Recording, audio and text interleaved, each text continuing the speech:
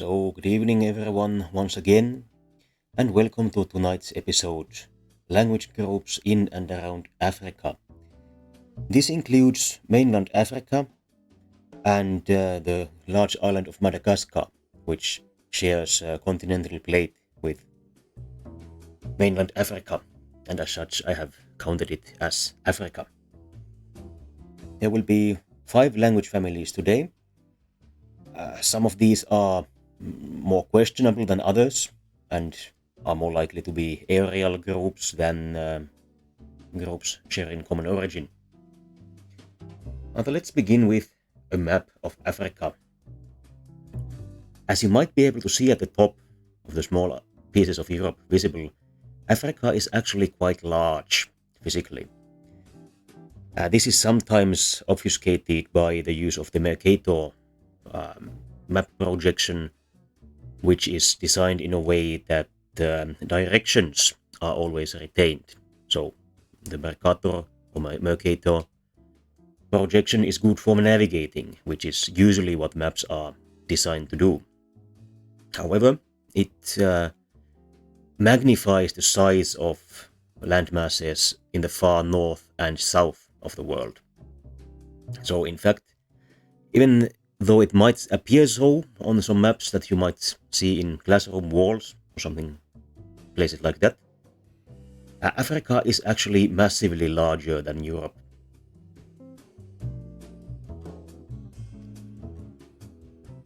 The language families that we will be looking at are these 5.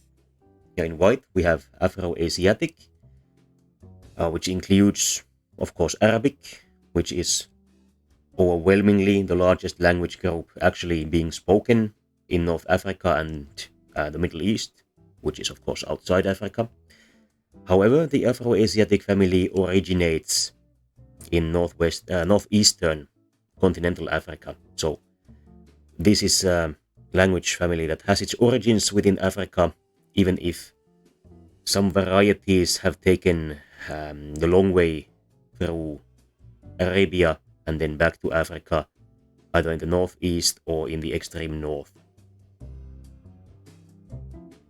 Going south, the second one is the Nilo-Saharan, related to the Nile and the Sahara. This is perhaps the most questionable of these language families.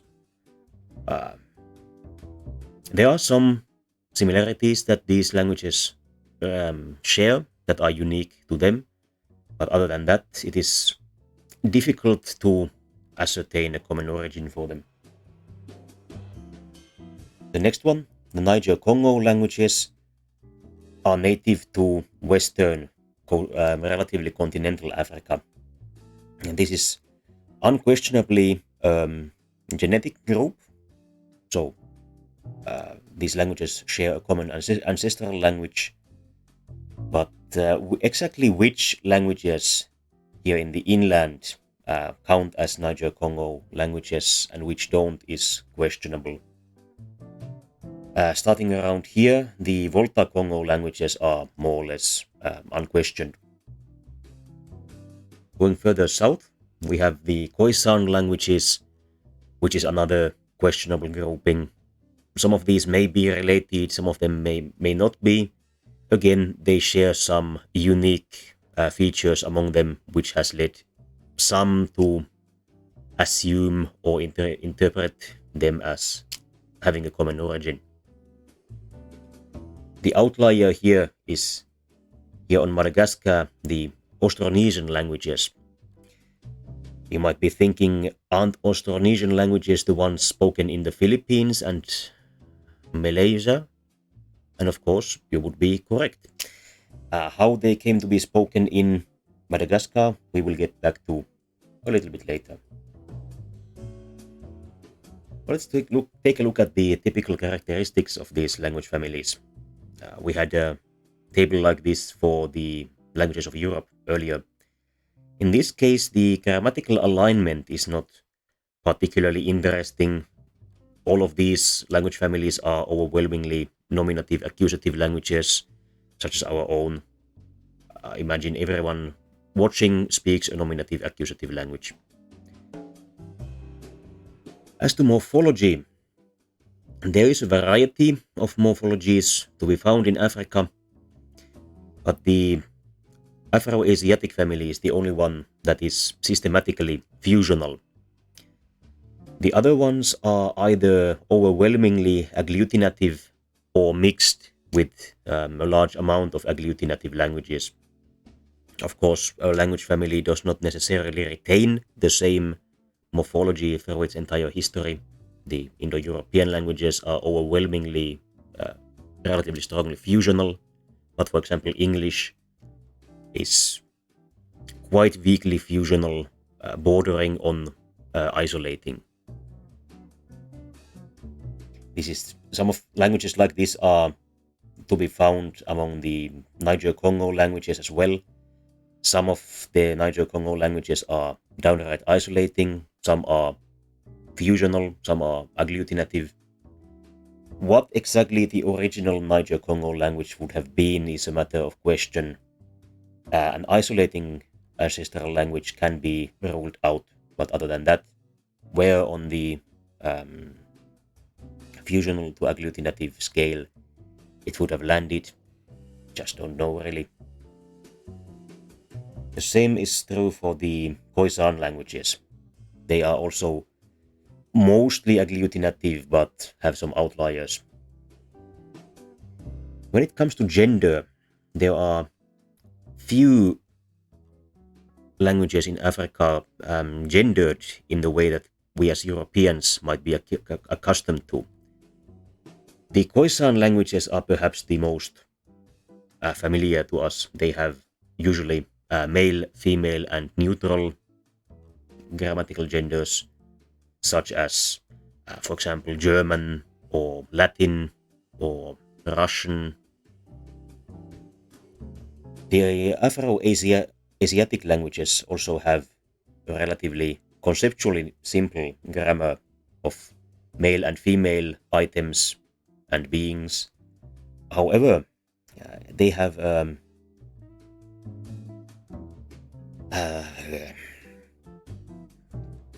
kind of reversed polarity to the nouns and adjectives. So if you have, I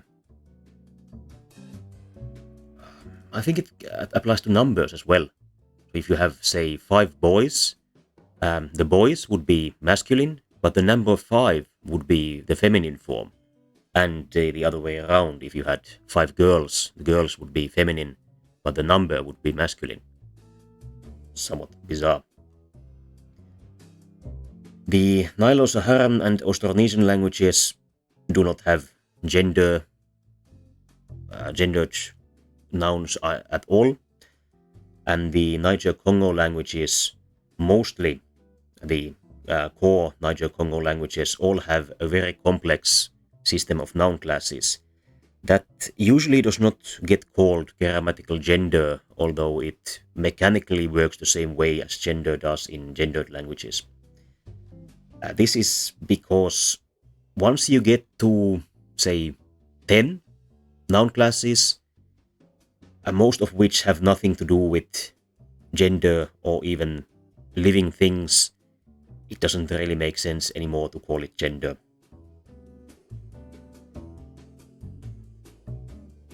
On me, I have a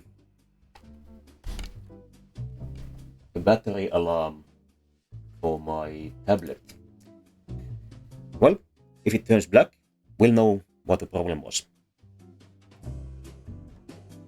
And this time I've marked the type of affiliation of these language groups.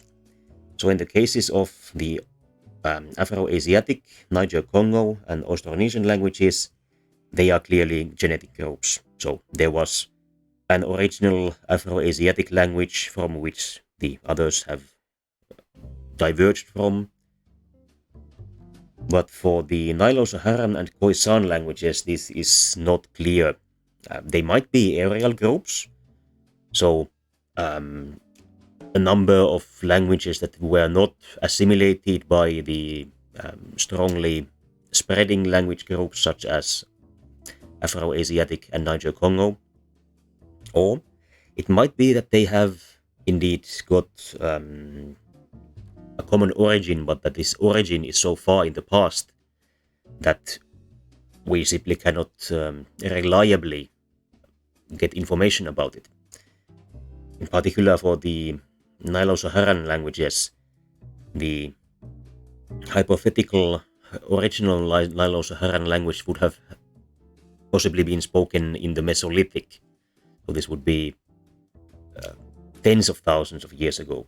This is much further in the past than any reasonable reconstructions go. The oldest do not even go to 10,000 years, even in the case of the Afro-Asiatic languages, where very old textual information is available.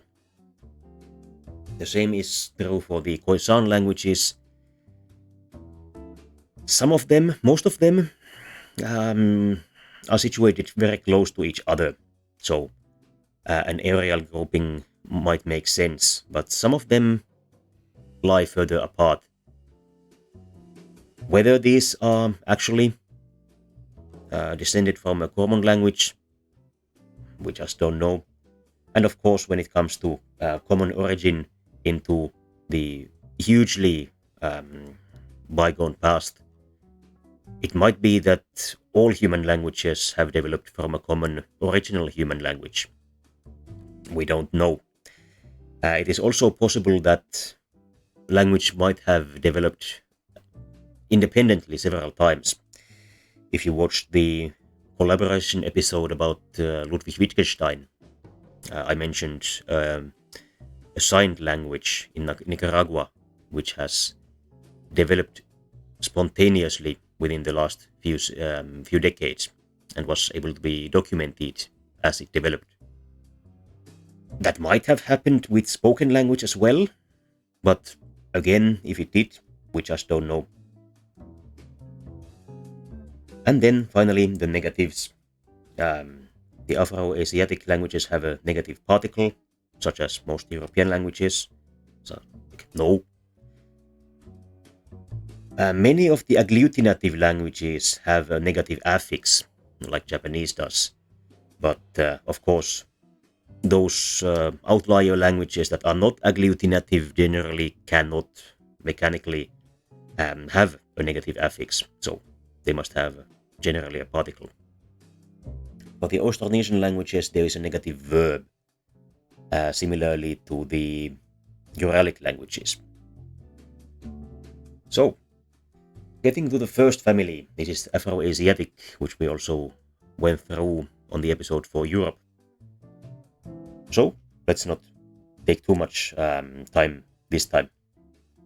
We have a southern division, where the Omotic languages might have been a member of this family. Is not quite clear, but the Cushitic clearly are. This contains the Somalian language, however, not the languages of Ethiopia, mostly. The Ethiopian languages are Afro-Asiatic, but they are in fact largely southern Semitic, so they have done quite a round to arrive back at their original ancient home. The northern group lies north of the Sahara. We have an African branch with Egyptian, and then a Berber and Chadic branch. The Berber languages were spoken on the north coast of Africa and still exist as minority languages. Egyptian has practically died out. It is still being used as a liturgical language by Egyptian Christians, but to my knowledge, not as a living language.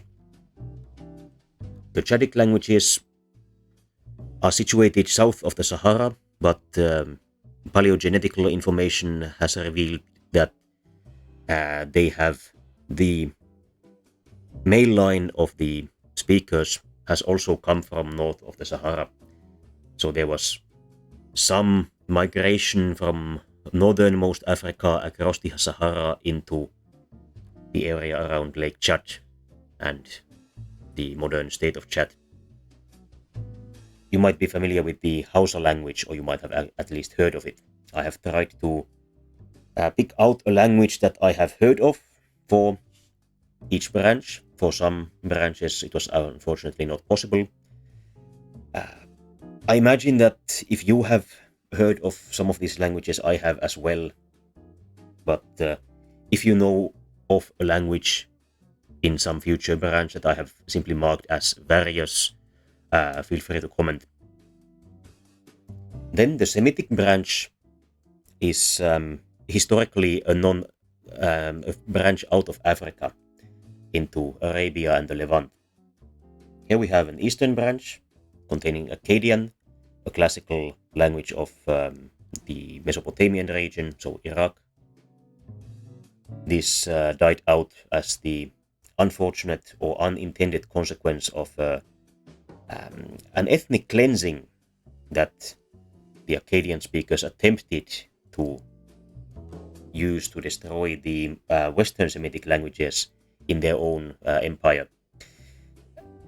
A language was destroyed and the empire became monolingual, but the language that came out on top was Aramaic, one of the Western Semitic languages. This was also the language that the characters of the Bible, of the New Testament, would have been speaking to each other. By that point, Hebrew had already practically disappeared and was only used as a liturgical language, much in the same way that Egyptian is being used by Egyptian Christians today. Hebrew has since been revived as a living language. It is one of the only, if not the only, depending on how you measure success, one of, if not the only, successful revived dead language. And then the other non-Eastern Semitic branch is the Central Semitic group, which includes Arabic and further the Southern Semitic languages, including some in Ethiopia. And getting the same on a map, so the original areas of the Afro-Asiatic language are somewhere here. Then an African branch, spreading at its most to the Canary Islands, where the original languages have died out and have been replaced with Spanish. And large parts of the Sahara are also covered by Berber languages. You might have noticed that Tuareg languages, for example, are Berber languages, and many of the names of Berber tribes and languages are used to market off-road vehicles, with the implication being that these cars are suitable for driving around in the homes of these groups.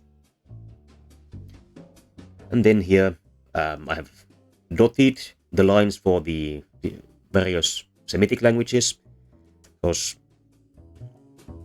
some of these I have mixed time periods. Of course, Egyptian is already far gone, doesn't exist anymore. If I wanted to draw a current situation, I would have to draw Central Semitic through almost all of Northern Africa, but that would be uninteresting. However, I wanted to include the Southern Semitic languages in Ethiopia. So just please remember that this is not 100% true for any time period. The next one is the so-called Nilo-Saharan family. Here we can see this wave, because it is not at all clear whether these main branches are actually related to each other at all. Out of these, the most western is Songhai, which you might have heard about. There was a Songhai Sultanate in the Middle Ages. Some of these groups you might have heard about if you have played, for example, some Age of Empires games, or of course, if you have an interest in the history of Sub-Saharan Africa, you are far more likely to have heard of them. But unfortunately, this is a very niche interest in Europe, or in the Western world in general. I myself only took one course in Africa at university, the same amount that I did on Persia. And of course, Persia is quite a bit smaller than Africa. Coming in towards the east, the next branch is the Saharan languages. Again, don't know of any of these languages, neither for the Fura and Maba groups. Once we get to the Nilotic languages, here we have some relatively famous groups, particularly in the eastern branch. The Meroe language might have been an Eastern Nilotic language. This was a written language in antiquity south of Egypt. An interesting phenomenon. This was a literate society which is unfortunately relatively poorly understood. The amount of text left behind was quite small. That is also why we cannot be quite certain if it was an Eastern Nilotic language. You might have heard of the Maasai. They speak the Ma language, which is an Eastern Nilotic language. And Nubians are another group familiar to fans of ancient historical computer games and the history of Egypt. The Western group has the Nuer and Dinka languages, which I imagine are mostly familiar to fans of languages. Out of the Southern Nilotic languages, I was not familiar with any, neither was I with any of the command languages. Now let's look at this on the map. Oh, excuse me, I'd forgotten about the similarities that these languages share. So why might these actually be related to each other? All of these languages are tonal languages, and we'll get to what tonal languages even are in a moment. However, this is not a particularly strong argument for their common origin, as the Niger-Congo languages are tonal as well. What the Nilo-Saharan languages have that no other languages anywhere have are tripartite plurals. So there are some words in every Nilo-Saharan language that have a marked singular. So one leaf is ayo. I'm not familiar with any tonal languages, so pronouncing these is somewhat difficult for me. But several leaves are ayo. So this K marks the singular and the plural is unmarked. However, some other words have an unmarked singular. So a single snake is kolo, and several snakes are kolot. In this case, the T marks the plural. And some words have a replacement, so you go from do-di to do-du for a leg and several legs. So there is not something being added and instead something is being changed. Now we are going to have a little digression about minimal pairs and going into what tonal languages are. Tonal languages are languages that can differentiate words based on their tones, so what pitch syllables have. But let's take a look at the more familiar kinds of minimal pairs before that. When words can be differentiated using only a single quality, there is a phonemic differentiation between these qualities. The easy case is the place of articulation. For example, tan and can are clearly different words. It might even be difficult to conceive of such a radical difference in the place of articulation being not being phonemically differentiated. But it's possible. For example, in the German language, High German, the palatal and the velar affricates, so are allophones. So there are some words where only one appears and some words where only the other one appears, but you cannot differentiate any words based on which of these it is. Usually with allophones,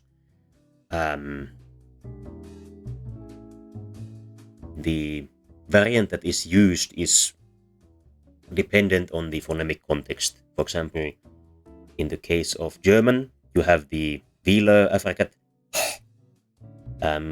usually with vowels that are pronounced more back in the mouth. For example, buch, book. The U is a back vowel. And in contrast, you have ich as the palatal affricat and E, which is a front vowel. So both of these sounds are practically one sound, variants of which are used depending on which is easier to pronounce in that context. This can also be a difference in the vowel. Here we have an example of stuck and stick, where the tongue is in a different position. For stuck, it is quite far back and down, and the lips are rounded. Come again. I might have made a mistake here. I mean, I would pronounce it as stock, which is a little bit more rounded, but this was the pronunciation I found in a dictionary, so this should be the correct received pronunciation, English pronunciation. But let's ignore the roundedness. In any case, the vowel is quite far back and down. For example, then stick is mid, high, and mid front. But other than this vowel, all of the consonants are identical. So here the differentiation is from the place of articulation of the vowel. It can also be a manner of articulation. Here we have an example from German. Ratte and latte means a rat, and I think this is called a slat in English, like the kind of thin boards that you make fences out of. These are both alveolar consonants, so the tongue is at the ridge behind the teeth. But in the case of a rat, it is a trill, so the tip of the tongue vibrates. And in the case of the slat, it is an approximant. The tip of the tongue does not move. It can also be a difference of voicing. Here we have hat and hat, where the final consonant is either voiceless or voiced. Alveolar stop. So, again, a minimal differentiation. In some languages, mostly Maritime languages such as Latin, the differentiating factor can be the length of either a vowel or a consonant. So we have a classic example from Latin, where anus means an old woman, a crone, and anus means a butthole. Then there's an example from Finnish, where the consonant length of the consonant is the deciding factor. Here we have tuli, meaning fire, and tulli, meaning customs office. Where the Latin example might be something that you might accidentally mix with each other and have an embarrassing mistake. Fire and customs office are unlikely to be mistaken for each other. So if you use the wrong one, someone will most likely be confused rather than insulted. Then moving forward, some languages have a differentiation in aspiration. These are examples from ancient Greek, where we have teino and teino, meaning I kill or I stretch.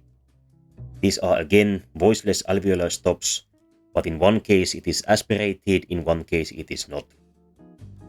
An example from Russian, where we have two otherwise identical words with two syllables, but in one the stressed syllable is the final one, and in one it is the first one.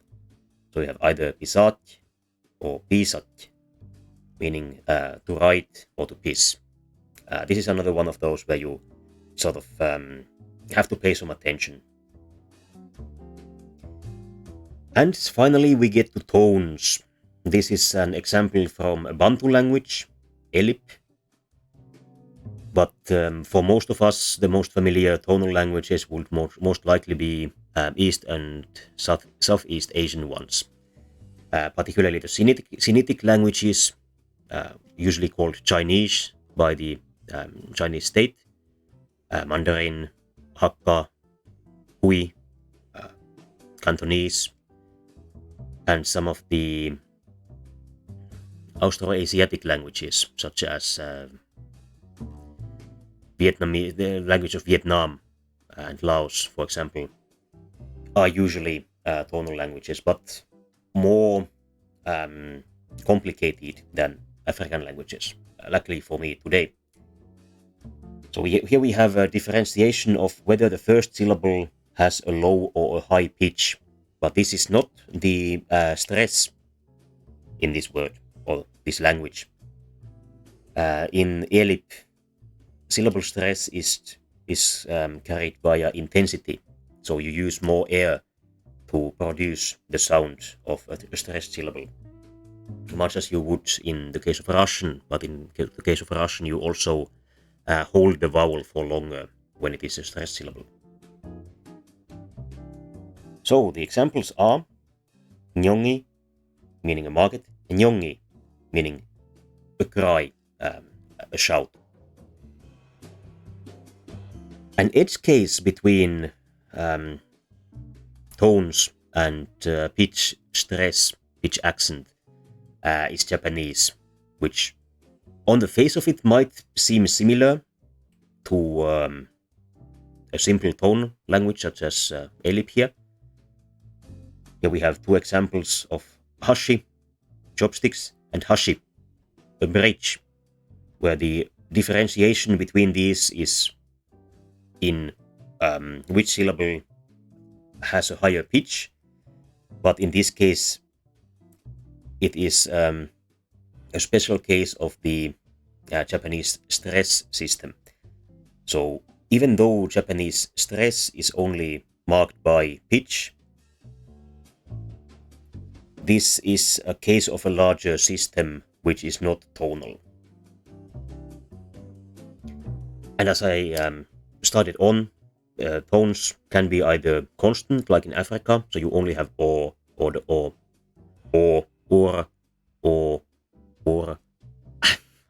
Let's use a. You can have a, or a, or a. But for example, in Chinese, you might have rising, or falling, or even falling then rising tones. So you might have a, or something to that effect. I don't actually speak any Semitic language, so how authentic that sounded, I just don't know. I hope not insultingly bad. And now finally we get to the map of the Nilo-Saharan languages. Some of these are situated quite close to each other. Songhai here is an outlier. It is conceivable that some of these are more closely related to each other than others. For example, the Sudanic, Maba, and Furo languages are sometimes grouped together. I don't have the expertise about these languages to have any sort of an opinion further than this. Sometimes the Sudanic languages are broken up as well. Whether or not that is scientifically founded, I can't say either. Unfortunately, as I said, I only learned very little about Africa at university. Then, the next family is the niger-congo languages. There are some famous languages that might be even further relatives of the niger-congo languages, such as Mandinka, which you might have heard about in a roundabout fashion. I'm going to write it down here. This is where the word mandingo in American English comes from. And there's an exploitation movie by that name. You might hear it in all sorts of bizarre contexts in the context of the American South. But the original meaning of this word was an ethnic group and the language that it spoke. So this might be very distantly related to Niger-Congo languages, or it might not. It was too far for me to be comfortable even putting it on this chart or map. And the so-called Kordofanian languages here as the other main branch are also quite questionable. I put them in because I like using maximal interpretations for these charts and maps. It saves on a little bit on work for me. They do not share some of the typical characteristics of the Atlantic Congo languages, particularly this complex system of noun classes or grammatical gender. The Kordofanian languages are situated in the inland highlands of Western Africa, whereas the Atlantic languages are, of course, on the coast of Western Africa along the Atlantic. Here we have some Senegambian languages, of which you might have heard. I have. Wolof and Fulani. I think these are associated with some of the larger political entities of pre-colonial Western Africa. Many of the other branches are entirely unfamiliar to me. Moving further west, the Volta Congo languages have a Volta branch. The Volta is a river as well, and I think there was a short-lived Republic of the Volta at some point in the 70s or somewhere around that time. The Volta Niger languages contain some of the more famous West African languages such as Igbo and Yoruba. These are mostly famous because a large amount of slaves were captured and sold from these ethnic groups into slavery in the Western Hemisphere, in North and South America. Another main branch, the Kwa branch, contains the Togo language, which is mostly famous for having a modern African country named after it. In the Benue Congo languages, unfortunately, I don't know any Benue languages, nor do I really know any other Bantoid languages other than the actual Bantu languages, which contains a huge amount of famous and sometimes very large languages, such as the Congo language, after which two African countries are named. Swahili, a very large and widely spoken trade language of Eastern Africa. Zulu, a language of South Africa, and of course the ethnicity that spoke and speaks Zulu was quite militaristic, and their battles with the British in the colonial period are well known, and you might have seen the very famous movie of the name Zulu from the 1960s. And getting to the map, you might notice that, switching back and forth a little bit, the Bantu languages are quite low down in this family tree, but on the map they cover a huge area. This NB here are the North Bantoid languages, so there's an immense variety of closely related languages along the southern coast of Western Africa, and then suddenly almost the entire tropical and southern Africa is covered with Bantu languages. This might seem bizarre at first, but this spread is actually quite typical. As a general rule, I'm going to add some text that I perhaps should have done in advance, but neglected to do so. We can do it now.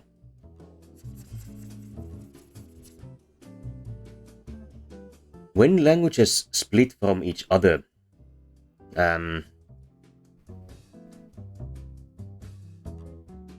they generally begin to cluster around certain cultural centers. So when you have a language group that has been spoken in a specific area for a longer time, you have very distinct languages centered around these cultural centers. Whereas quickly after an expansion, such as the Bantu expansion, you have what is called dialect continuum. So you have closely related languages with slight differences between them, and you might go a huge distance where some language is mutually understandable with another, and that with the next one, and that with the next one, until eventually you arrive at the other end of the dialect continuum, and these two language forms are clearly divergent from each other and cannot, under any circumstances, understand each other without learning the other language. Now, this is again, like many other phenomena in linguistic history, very comparable to certain biological phenomena. You might have heard of ring species at some point. You might have heard at some point that a language is a nonsense concept and cannot be rigorously defined. This is, of course, true. The same is the case for a species. There are, for example, some butterflies around the Gulf of Mexico and some birds around the Arctic, where these species are able to reproduce with each other, so comparable to languages being usually understandable, and that these species or groups of animals are able to reproduce with their immediate neighbors and perhaps those a little bit further apart. But across this entire span, once you get to the other side, they are no longer able to reproduce. So where here, if each of these are able to reproduce with each other, or all of these languages understand each other, but the first and last nodes cannot and are not. Where did the species or language end and another begin? This is simply a question that cannot be answered. Then, moving on to the Khoisan languages. This is another questionable grouping. The Sandawe and Hadja languages are more spoken far away in the northeast. The Khoi, Kha, and Tu languages are spoken in inland Namibia, relatively south. It would be conceivable that these would have a common origin, but if they do, it would be far in the past. The Khoi languages are not particularly well known. The Kalahari might be the most well known. They are another group that have an area named after them, and this is the Kalahari Desert. And then the Kha have some relatively well known members because their names have click consonants in them. So this exclamation mark is an alveolar click. I hope you hear that. So this language is called Kung. If you have heard these languages being spoken, they are able to mix these click consonants in with vowels and other consonants in the same way that I can mix in stop consonants without any problems. But as I do not speak any of these languages, I do not have the routine to produce clicks as fluently as, for example, the classical stop consonants. The other example is the one that has a palatal click in it, so that this is a so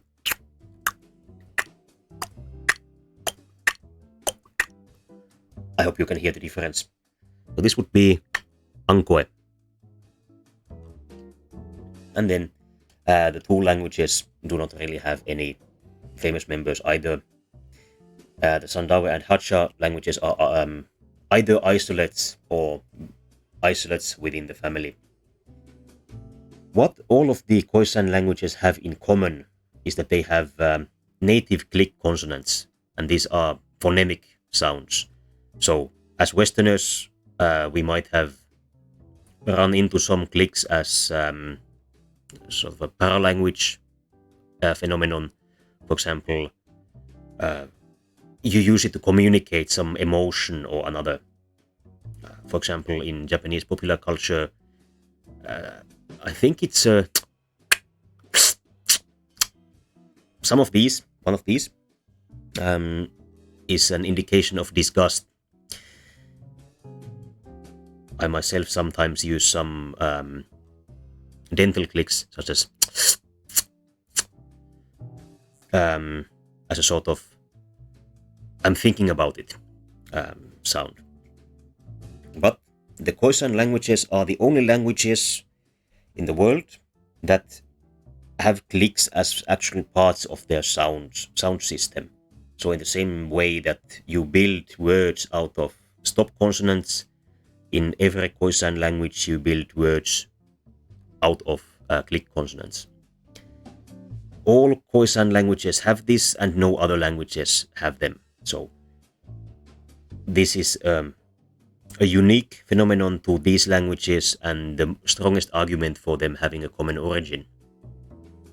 So here we have a horizontal bar means a dental click, so the teeth, tongue and teeth.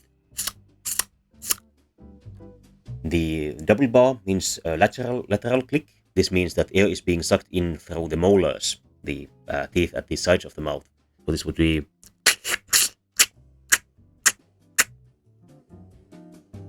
the circle with a point in it is a labial click. So this is made with the lips. This is kind of a kissy sound. So, and then we have the alveolar and palatal clicks. So, and then moving on to the map, here we see the Hadza and Sandewa languages extremely far away from all the others. And the Khoi languages are to be found both in the west and east of the main Khoisan language area. How this came to be, unfortunately we don't know. This is not an area where historical records from before the colonial period would be available, and in any case, as Africa is largely tropical and full of tropical diseases, which were extremely fatal to outsiders until modern medicine, foreign presence in Africa was mostly contained to the coasts and not to these areas. Then finally, we have the Austronesian languages. This is another case where you can practically identify the original location of the Austronesian languages by where the most ancient branches are to be found. There are, if I recall correctly, 9 Austronesian language branches to be found on the island of Taiwan, and 1 branch outside of it. So clearly, the Austronesian languages spread from Taiwan to the other parts where they are spoken. However, again, the Malayo-Polynesian languages are very difficult to differentiate. This is a classical case of the dialect continuum. We have basically the Oceanic languages, the most easternmost languages, which are clearly very closely related to each other. Many of these areas were also settled fairly late. For example, New Zealand was entirely free of humans until the Middle Ages, when the Maori arrived.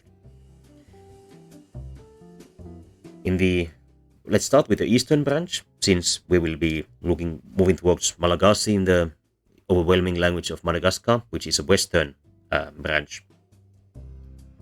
In the eastern, we have the extremely awkwardly named South Halmahara West New Guinea languages, which are also spoken in an extremely small area west of New Guinea.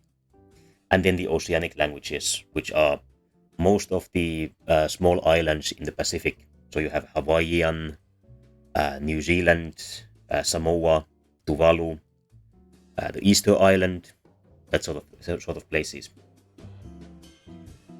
Then the central Malayo-Polynesian languages would be those around the relatively large island of Sulawesi, which I'm not sure which state it belongs to, but it is east of the Philippines. And the groupings of the central and western branches are questionable at best. There are a huge amount of different competing interpretations for how exactly they branch from each other, and most likely, as these are very maritime cultures speaking these languages, they also have an aerial effect on each other. So in this way, they are similar to the Romance languages, which also have both a common origin but have spent hundreds of years influencing each other. So finding this kind of clean lines of descent is extremely difficult. Here we have the kind of languages of the Philippines, such as Tagalog. Sometimes the languages of the Philippines are grouped as their own branch, sometimes they are not. The Malay language, spoken in Indonesia and Malaysia, is also a Western branch language. And on the island of Borneo, there are, like in this interpretation, two main branches. It's the North Borneo languages, which include Sarawak, which I think had a sultanate. It is a name that I have heard of in the past. And on the south side, the Barito languages, named after the Barito River. And this is the branch which also contains Malagasy. So looking at the map, the most closely related languages to Malagasy on Madagascar are to be found here in southeastern Borneo. This is quite physically far away. We have Taiwan, a spread towards the southwest and southeast that lasted for quite a while. I think the first expansions from Taiwan were in the times of the Roman Empire, and I think New Zealand was the final islands to be settled by humans in the Pacific, which was in the Middle Ages. So it would have maybe 2,000 years between the first Austronesians leaving Taiwan and their descendants arriving in New Zealand. So, this has been the content for today. Thank you for attending, everyone. If you have questions or comments, please feel free to comment them. La missa è finita. Thank you for coming to my TED Talk. I will now shut off the recording for YouTube. Thanks to those watching afterwards.